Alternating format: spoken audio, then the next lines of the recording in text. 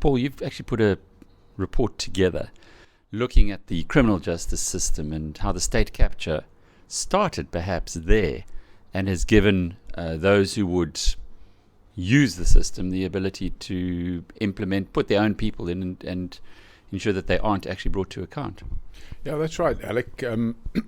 AfriForum commissioned the report a few months ago, and we carried out the research, and we made quite shocking findings. And the findings quite simply are that the criminal justice system has been criminalized, and I can't think of any other rational explanation than when you look at who benefits from the criminalization of the criminal justice system.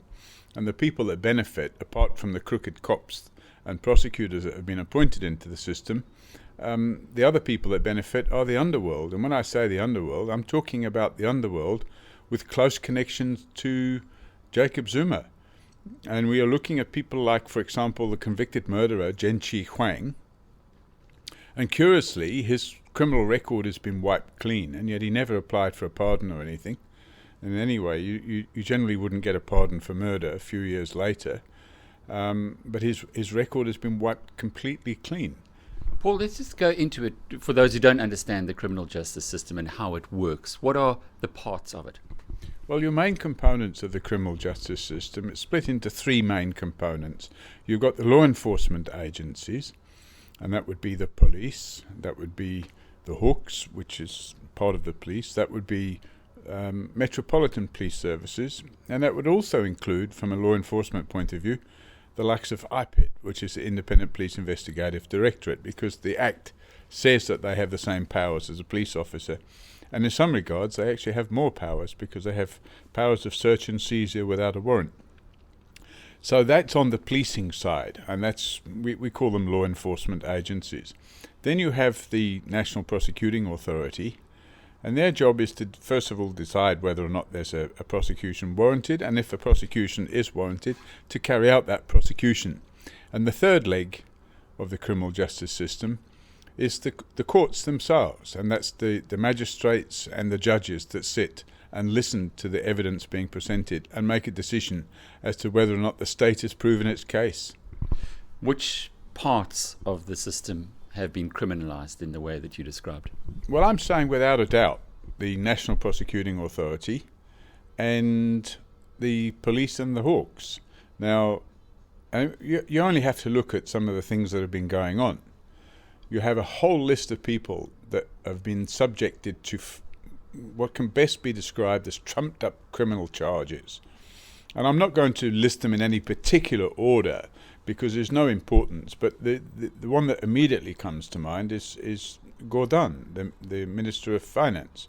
Now, there's no doubt in my mind that him being criminally charged was serving the needs of only one person in South Africa, and that was Zuma, and those closely associated with Zuma. Remember, Gordon's the one that would have to approve any financial packages to South African Airways.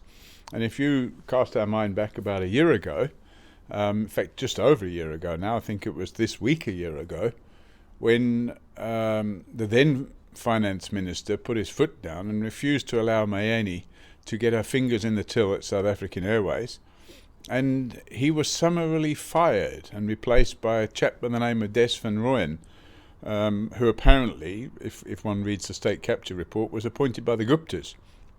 And when he turned up on his first day of work, arrived with two Gupta employees. And within a day or two, there were emails flying around within the Gupta organization that made it clear that they'd won. So you have this situation. Now, of course, that's the financial side of things. But that was reversed. As we had Nenegate, the Rand fell. But it was reversed. But then what happened was Zuma came under tremendous pressure. I mean, the Rand almost collapsed. Certainly the stock market went through a terrible time. And then you have this situation where, I can't remember the figure, I think it was 50 billion Rand wiped off the value of stocks overnight because of one hideous criminal act by a president who decided to fire. And he came up with he committed fraud. How can you tell the whole country that you've replace this man because you've got him a job at Bricks when no such job even existed. It was an absolute lie. He lied to the country and he lied to Parliament. And how he's still running the country is beyond me. Well, just to dwell there a little bit, we've now seen coming through the courts this bond trader called Eric Wood, who works for the Guptas, has been trading clearly bonds in a brilliant capacity as far as they're concerned, made them a lot of money. There's a lot of talk within the financial services community that the Guptas made 600 million rand out of the whole Nenny Gates saga, collapse of the rand, selling the rand beforehand. Do you think this is just envy talk, or do you think there could be some substance to it? Well, I think there is substance to it. I mean, Eric Wood is not just a bond trader, is he? I mean, it's quite clear now that he's also a money launderer. If one looks at the recent debacle, which only came out, I think, yesterday or the day before, a brilliant piece of work by Sam Sol, Stefan Brummer and Susan Comrie, who've spent a year investigating the relationships between certain Zupta companies and the outside world. And they've uncovered a massive fraud and corruption between Neotel and Transnet. And when you look at that, it's quite clear that a briefcase company by the name of Homix was used to rake off the money from Neotel, and then the money was squirreled away offshore. And I think that the guy that was running Homix, he was paid the princely sum of 1% of the amount he squirreled off. But that might not sound a lot until you realise the amount squirreled off runs into hundreds of millions of rand. So you've got this situation where Neotel end up paying all this money over in order to get contracts worth billions of rand at Transnet, and they pay this fee, facilitation fee or whatever you want to call it. We call it a bribe. Absolutely. There's no doubt it was a bribe. And then the money was laundered with invoices through TNA. So this company, Homix, wasn't placing any ads in the New Age or anything like that. And yet promptly you have this situation where the money went into the bank account immediately, the same day or the day after. 99% of the value of the invoice was being re-invoiced by TNA, which is another Gupta company, and the money was being sent out. Now this is very clear, that path. They charged a commission to give Neotel a contract from Transnet, which incidentally was run by Brian Molefe at the time. The question has to be, why are these people not now being thrown into jail? Well, I think the revelations have only come out this week. I've personally sent a very detailed email to the head of Hawks in Gauteng, who's a Zuma loyalist. He's proclaimed himself to be 100% JZ, so you can work out for yourself he's a Zuma loyalist. But I have said to him in the email that there's the evidence, you need to go fishing, and if you don't get cracking, somebody else is going to take the job over from you. And as you recall, last time we met, we made it clear that AfriForum have identified a number of projects where there's low-hanging fruit, and if the government don't, or when I say the government, if the NPA don't pull their finger out and start these prosecutions, then AfriForum themselves are going to start private prosecutions, because it's not in the interest of the country to have all this money sloshing around. Unfortunately, a lot of it's gone offshore. It's gone to places like Hong Kong and Dubai. I think we both hope that one day there's going to be retribution to those who have been stealing from the South African public, from the taxpayer. But how likely is it that they can be stopped, given the circumstance that one's seeing, that the criminal justice system, as you've described it, has been captured? Well, even though the criminal justice system has been captured, Alec, it's the people of the country are not sitting back and allowing it to happen. I've embarked on a number of court cases myself, and now I've joined forces with AfriForum. We are gearing up to actually undo the damage that's been done, and we're not on our own. The Helen Suzman Foundation and Freedom Under Law were arguing in court this very week on the 6th and 7th of December, and judgment has been reserved there. And the purpose of that exercise was to set aside the appointment of Ntlemeza, who is wholly unfit for office. I mean, just by way of example, when I was investigating some of his background, I found he had a judgment against him by SARS. Now, for 131,000 rand. Now, what's a police officer doing getting a judgment against him by SARS for 131,000 rand? Now, these court judgments are public documents, so I sent one of my staff to the court to get the file and have a look. And lo and behold, the file has been stolen from the court. Now, the only person that could benefit from that file being stolen from the court is Criminalization himself. And he's the head of the Hawks. And he's the head of the Hawks. He doesn't pay his taxes. A file relating to that goes missing from the court. It's stolen. And this man is now running the Hawks. And more to the point, he's been found by two separate High Court judges who in their judgments they've declared him to be a dishonest person and that he lies under oath. And he's wholly unfit and wholly improper for that person to have been appointed head of Hawks. But he would be appointed because he's Zuma's man, he's Nkleko's man. And more to the point, a year before he was appointed, he was running around interfering in cases that had nothing to do with him and rushing people. You know, there's the famous Cuba statement, which came out earlier this year, in March this year, which makes it crystal clear that Nkleko's was in a desperate hurry to get Dramat suspended so that he could step up and take Dramat's job. Now, if a general in the police knows 3 months before another general is suspended that whole investigation is intended to bring about that suspension so that he can get the job, it means that there's a sinister plot. And I'm saying there is a sinister plot, and the head of that plot is Zuma, and is ably assisted by a chap by the name of Nkleko, who himself has a lot of questions to answer. I believe his wife fell out with him because of his antics with another lady, and now he's been seen in public with that other lady. I believe that she's been the beneficiary of certain contracts from the Ministry of Police. So, you know, the whole thing is completely sordid. Paul, you've written the report.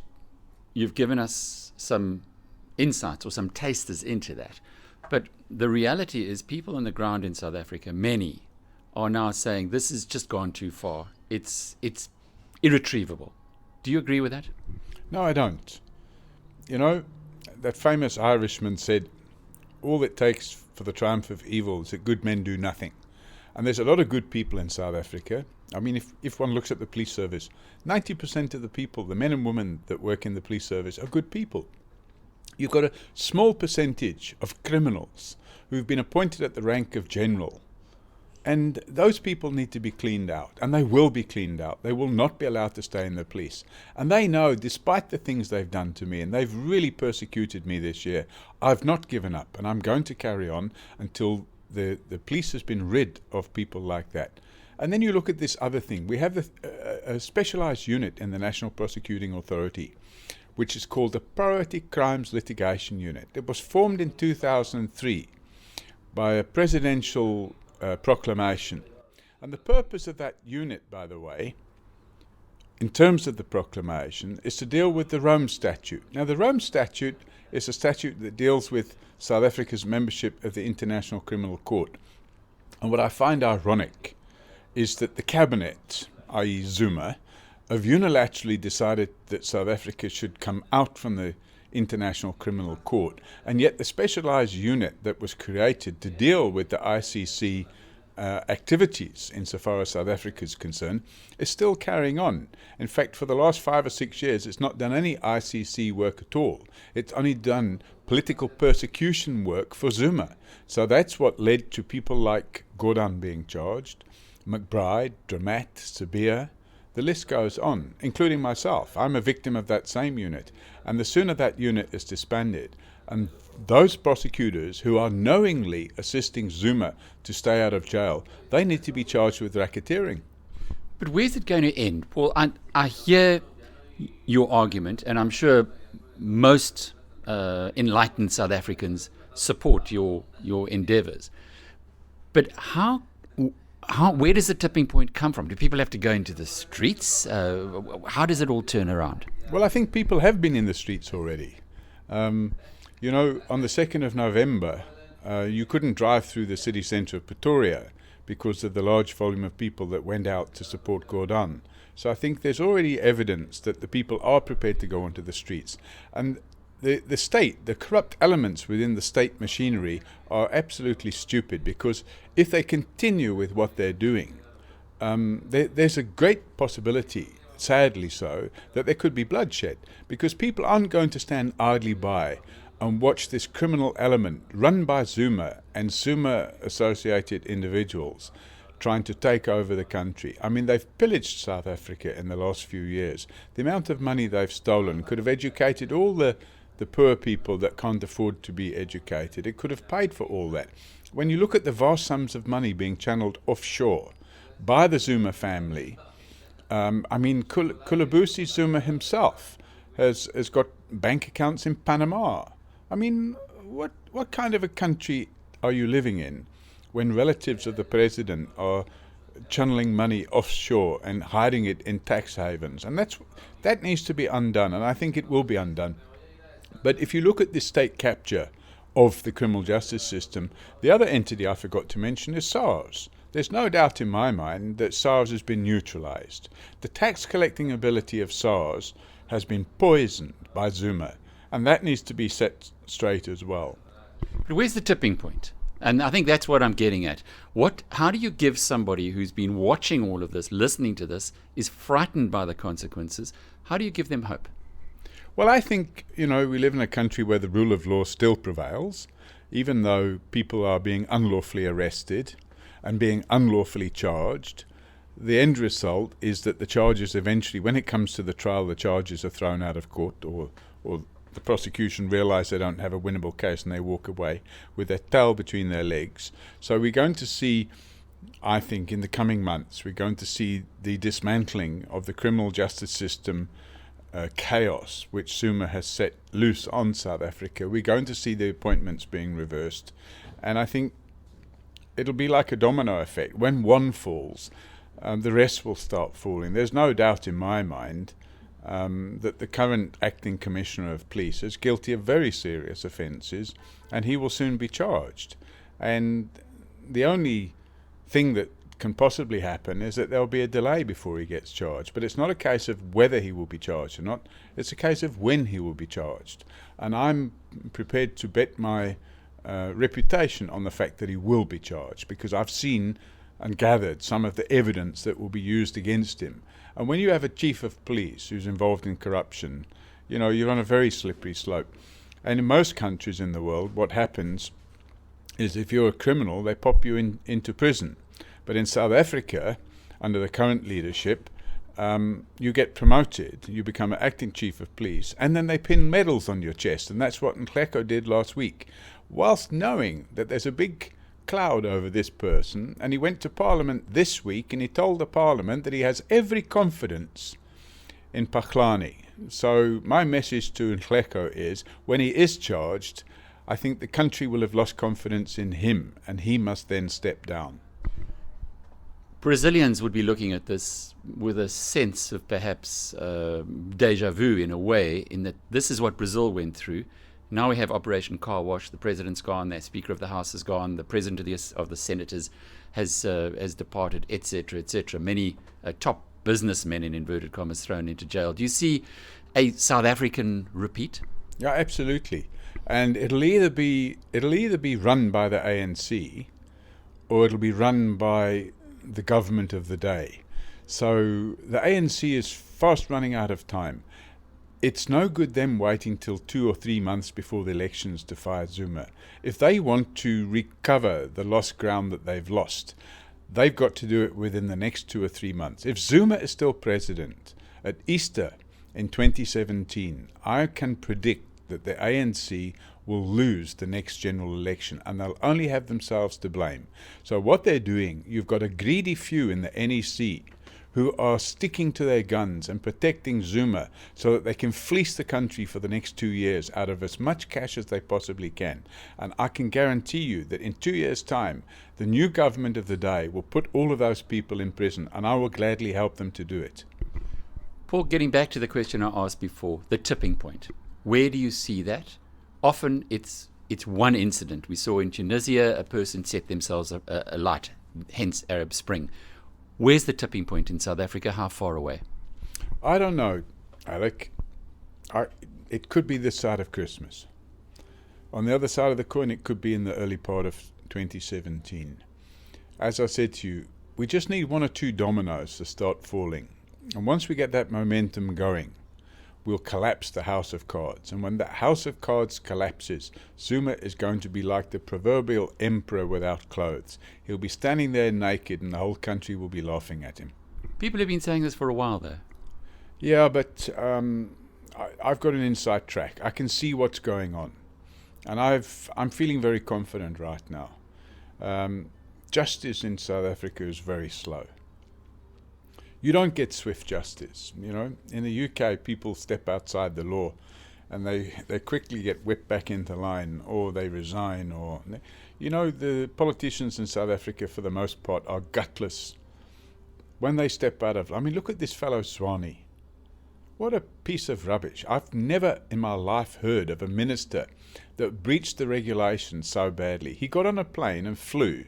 He used state resources to fly to Switzerland so that he could enrich the Guptas. And the taxpayer paid for him to fly to Switzerland and do that. And on the way back, he popped into Dubai and did a little bit more massaging there. The bottom line is that man, and Zuma, of course, is protecting him. Zuma has to protect him because Zuma has to surround himself with ministers like that. So you said tipping point could be this side of Christmas, maybe next, early in 2017. What are the signs to watch out for? Well, I think the signs to watch out for in terms of the criminal justice system are the first big head to fall. And there's a number that are up there. It's like a shooting gallery in a way.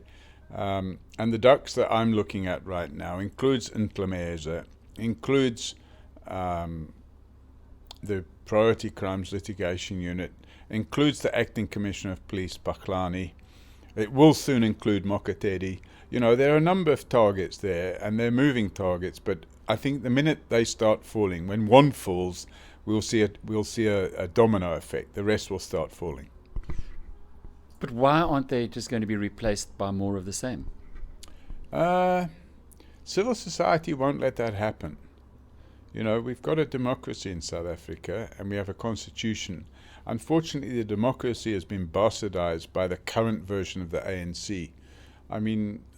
This is not the ANC that Mandela ever dreamt of, or Tambo, or any of those, or Sisulu. These people, they never dreamt of an ANC being run by a criminal, and that's what we currently have. The masses in the ANC, the rank and file of the ANC, they want change. They want to see Zuma pedalled out of power. Of course, the guys with their noses in the trough, they very quick to defend Zuma. People like the Colin Main, the ANC Youth League guy, but he's got unexplained wealth. Now, when you've got people with unexplained wealth defending Zuma, you're going to say, well, they would, wouldn't they? Because what else would they do except defend Zuma? Because it's Zuma that's given them their unexplained wealth. Now, in the final analysis, I imagine after the Zuma has to stay on as long as he can, because the minute he's no longer in power, his little empire will collapse along with him, and he's going to prison. And a number of the people he surrounded himself, they are going to prison. The people of South Africa demand nothing less, and we're going to see that. And the only hope they have of preventing that is to turn South Africa into a police state. And they're trying very hard to turn it into a police state, but they are failing. Every criminal charge they've brought against people exposing corruption, not one of those charges has yet resulted in a conviction. And most of the charges have actually been chucked out of court. And I think we're going to see more of that in 2017. And then this bunch of clowns are going to have to explain themselves.